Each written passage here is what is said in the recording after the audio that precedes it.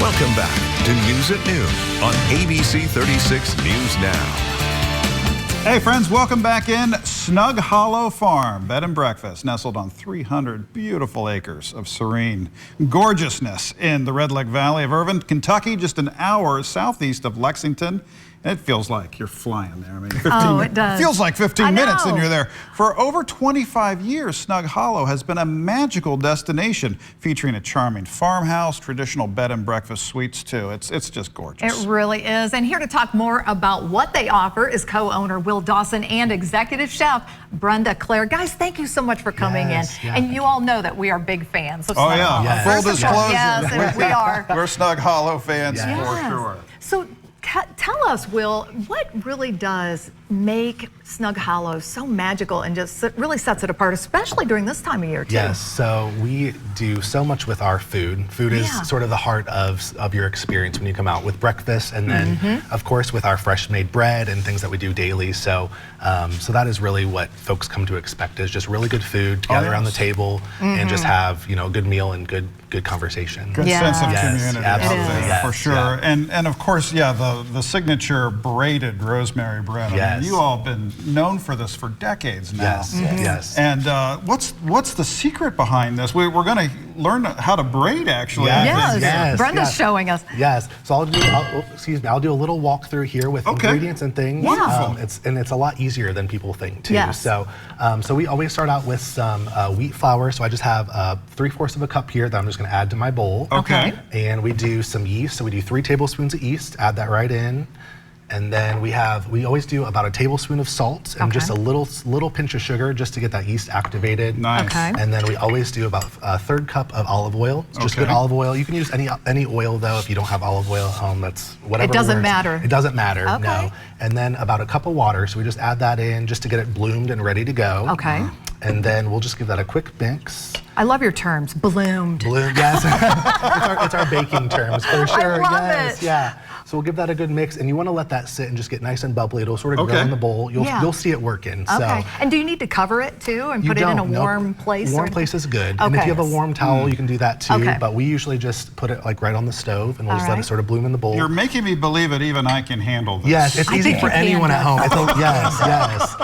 And then you just mix that up, and then once it blooms, you'll just add that to about 2.5 to 3 cups of bread flour. So high gluten bread flour just keeps it nice and chewy, but it still keeps it nice and tender too. I love it. You add that in and just give it a good mix, and then you can let that sit and rise a little bit. Yes. And then that brings us to where Brenda's at. So she has the bread dough sort of ready to go. Yeah. And so she rolls that out, and I'll let her sort of explain what she does in her process. So once you get it to that point, you don't want a real sticky wet dough, but you don't want it real dry. Okay. Right. So, and then you want to knead it on your board, for probably 5 minutes or so. Why is kneading so important? Well, if you don't knead it, if you don't, it'll stay kind of, it'll be sticky inside and won't get that fluffiness to it. Right, it'll be heavier, kind of a So as you knead your dough, it will create the fluffiness of your bread. Makes it nice and tender too. So when you have it, it just melts in your mouth. Oh, and it really does. It does. This bread is awesome. It really is. So with our recipe, this probably won't be my prettiest loaf, but they're all beautiful. That's right. Doesn't matter. It tastes tastes fantastic. good. Yeah, exactly. It really does. Yeah. And you know, farm to table is really important for you all too. How do you incorporate that into your menus? Yes. So we are actually growing our gardens this year. So we have been getting into the gardens a little bit. So we're going to be doing some raised beds. So when guests come out this spring and summer, we're actually going to have a pick your own salad. So we'll have a whole raised bed full of different greens, so guests can go out with a little basket and pick what they want to put in their salad. Cucumbers, tomatoes, all kinds of stuff. So that'll be something new that we haven't done before. So that will be really getting folks into the garden and really that true farm to table. I love it. I love that. And you know, I remember first time I came out, I was a little intimidated with the vegetarian emphasis. And I thought, okay, how's a notorious carnivore like me going to fit in?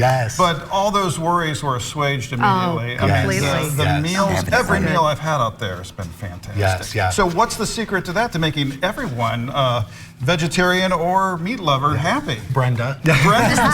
Yeah, we make everything with love, and it's really that southern southern home cooking. That's what you can come to expect. So, we definitely use real butter and cream and all of the good things, just simple ingredients. I think that really goes a long way for guests, and you can really taste that in the food. So for sure. You can, yes, for yes. sure. And we try to source locally too. So farmers markets Very important. and all of that is great. That's awesome. And look at Brenda. She's made Already a done, braided yes. loaf right here in front of us. Yes. So the recipe that we do makes 2 nice loaves of bread. Okay, Yes, yes. gotcha. It does. So I did like a half of the recipe to make just a little loaf here for you all today. Well, thank you so much. It looks Yes. beautiful. It really Yes. does. And where do people contact you? Do they find you on social media? Do they need to call your phone number? What is the situation? Calling there? or email is best, but Okay. we have a great social media presence. So Facebook, we put pictures up all the time, so you can sort of see through the seasons. And this winter has been beautiful, so we have some winter photos there.